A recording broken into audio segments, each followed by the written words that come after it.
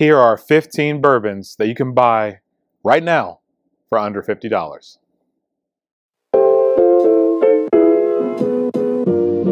What's up, everybody? It's Ty the Bourbon Guy, and welcome back to my channel. Today we're going to talk about 15 bourbons that I can go buy right now for $50 or under. So, a few rules for this particular video. One, I have to actually have a bottle of it currently in my collection. Two, I have to be able to go out right now and be able to find that bottle today.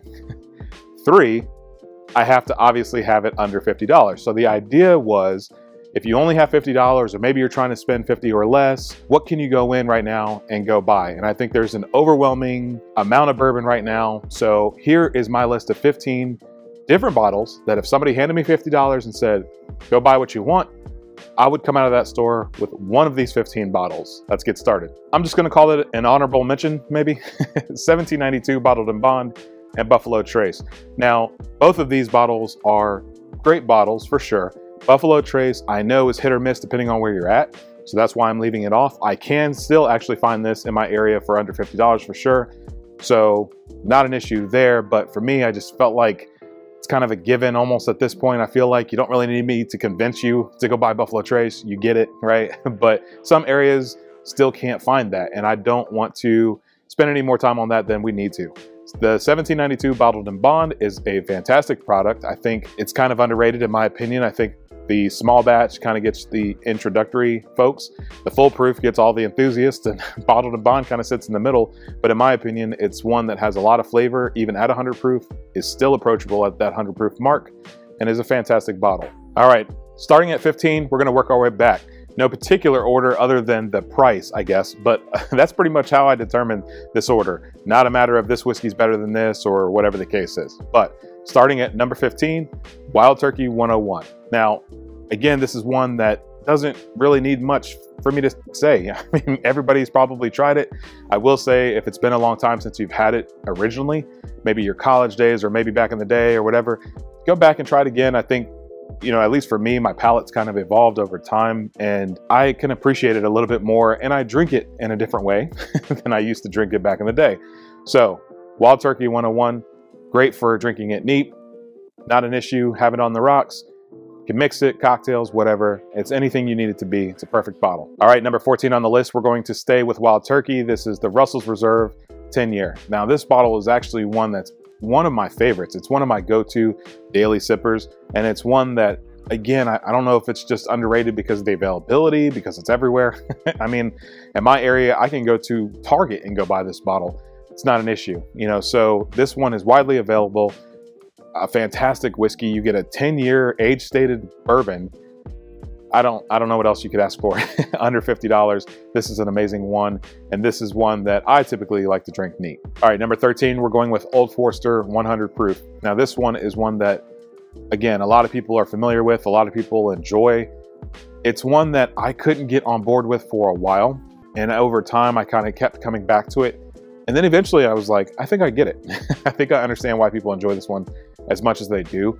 It's one that I've been able to drink neat and enjoy, but it's also one that when people come over, it's my go-to for cocktails mainly. And it's one that I definitely don't mind grabbing for any occasion. And again, staying under that $50 range, it's a different profile from the Wild Turkey side of what we just talked about, but still gonna bring a lot of different flavors. And even though I do enjoy this one neat, I typically use this in cocktails. All right, number 12 comes from Heaven Hill Distillery. This is Elijah Craig. This is the 94 proof. This bottle is one that again, an underrated bottle. A lot of these I feel like are underrated, but everybody's hunting constantly the barrel proof Elijah Craigs, and within good reason. They're obviously very good, but the 94 proof is no slouch either. It's one that's available everywhere, it seems like. I can go to Costco in my area and go buy one, or I can go to a CVS, or I can go to a Walmart, or like, it doesn't matter where I go, this bottle's probably sitting there. And this is another one that when I start to talk with people who are relatively new to the whiskey game, they kind of downplay what they have, and they'll maybe say like, oh, all I have really is Elijah Craig and some other names. And to me, it's like, what do you mean that's all you have? Like, that's great. That's awesome. That's a fantastic bottle. So the 94 picks can be even better, obviously, people are picking it, so kind of makes sense. But again, the Elijah Craig barrel proofs get so much attention, and that's great. But don't forget that this is a fantastic bottle as well. All right, number 11 is Old Granddad 114. Now this one is one that is distilled by Jim Beam, for those who may not be familiar. And forget under $50, this one's under $30, really. So again, a fantastic bottle for that proof, for what you're getting, for the quality, for the fact that it's Jim Beam whiskey, all these things, right? And I think a lot of people do enjoy this neat or on rocks and in a cocktail. So again, it has that wide range of ability to be mixed or to be enjoyed neat. So given that and the price point and the flavor, I think it's got to go on this list. All right, number 10 is Cooper's Craft 100. Honestly, this one surprised me. So again, I talk about underrated whiskeys. I'm going to put this in the category as well. With Early Times being owned by Brown-Forman, and then they recently sold to Sazerac, and now no longer own that brand. To me, Cooper's Craft kind of filled that void for Brown-Forman, and it's one that, again, 100 proof product, same as your Early Times bottled in bond, but it's one that I absolutely think should be on this list, and it's one that when I reviewed it, I tried it neat, and it's good. But for some reason, when I added a drop of water, I got so much more flavor out of that whiskey, and it turned into one of my favorites instantly just by adding that drop of water. So now anytime I drink this, that's exactly what I do with it. And I'd encourage you to do that with all of your whiskeys. Try it neat, try it with a drop of water, try it over rocks, try it in a cocktail, and just see what you prefer. Don't go off of what I'm saying or anybody else is saying on the internet.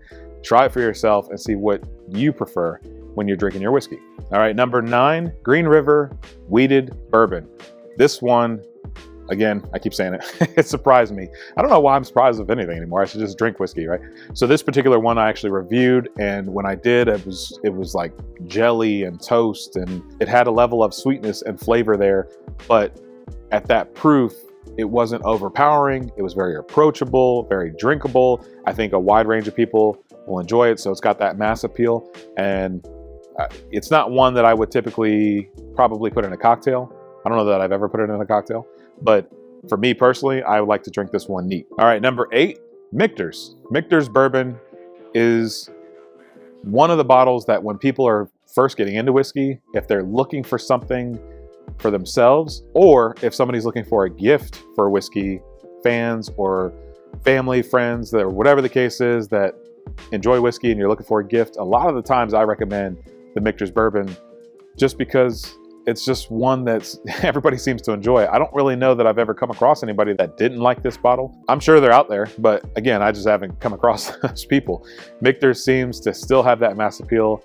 A lot of people enjoy it, and it's one that I think you can do a lot with, and it's got a great brand behind it. So Michter's Bourbon is going on this list as well. All right, number 7, Four Roses Small Batch. Now, to be honest, I had to switch this one out at the last minute. I actually had Four Roses Single Barrel, the 100 proof, on this list in this slot.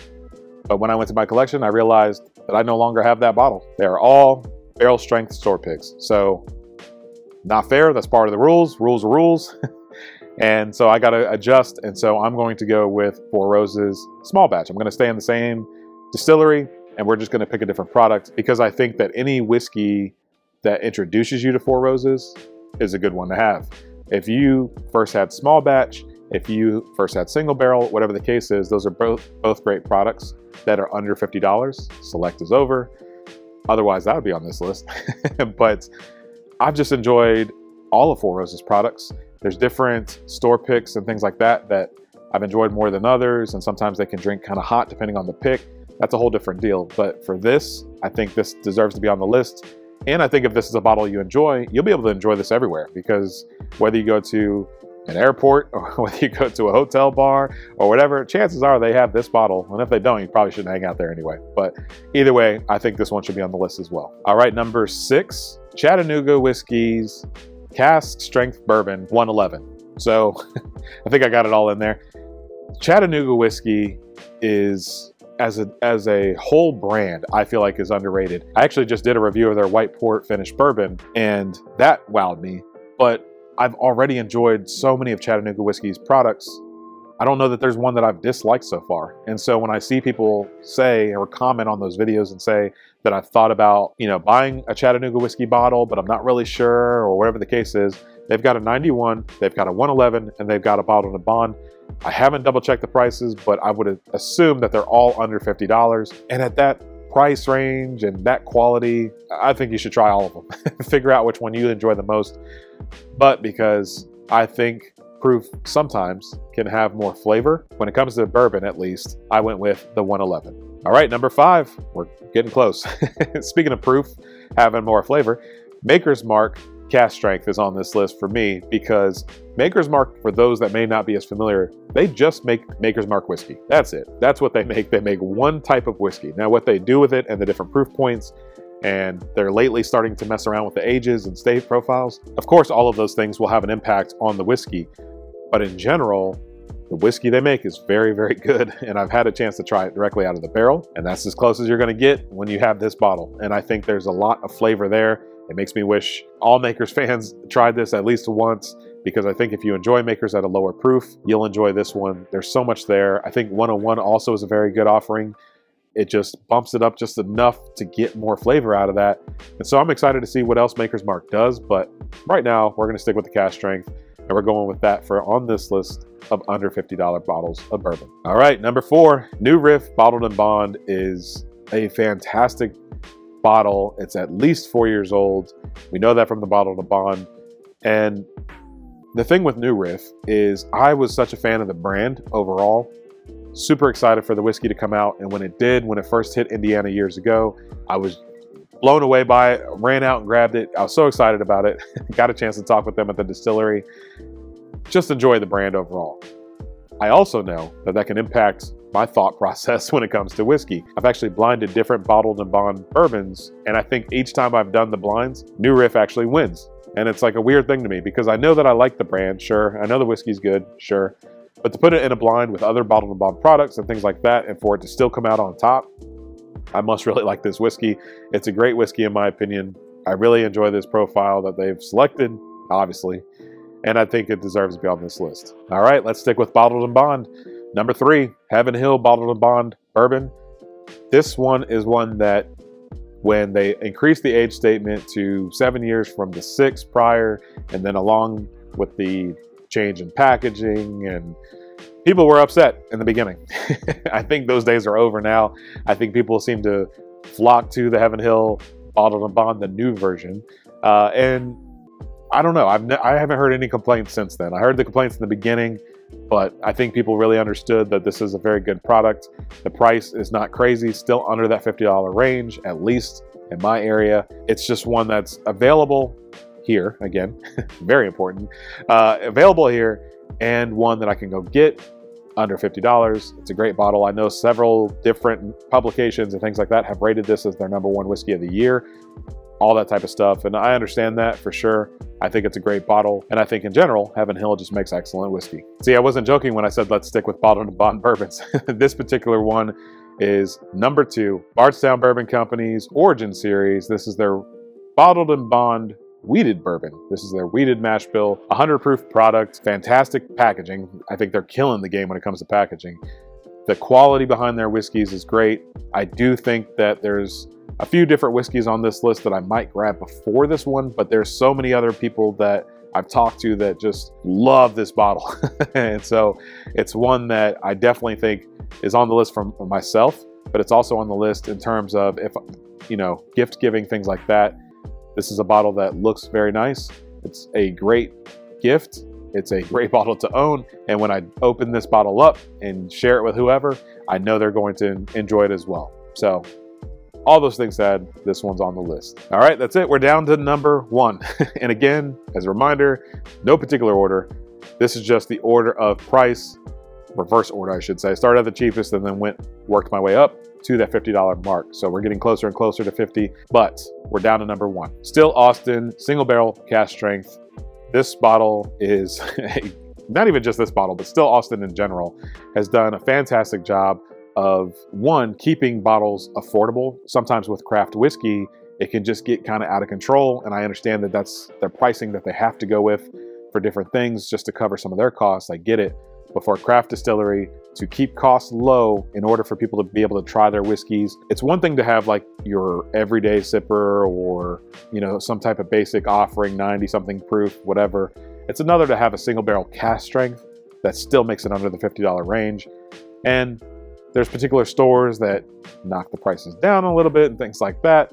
So I don't know if that's why we're under the $50 mark, but we are. So still Austin, in my opinion, is doing a great job. There's a few distilleries, I would put Milam and Green in this category as well, out of Texas that are starting to change people's perceptions of Texas whiskey and let us know that Texas can still produce very good whiskey as well. All right, there you go. If you can't find a bottle out of this list that you don't enjoy, I don't know if bourbon's for you, but these are 15 bottles of bourbon that are under $50.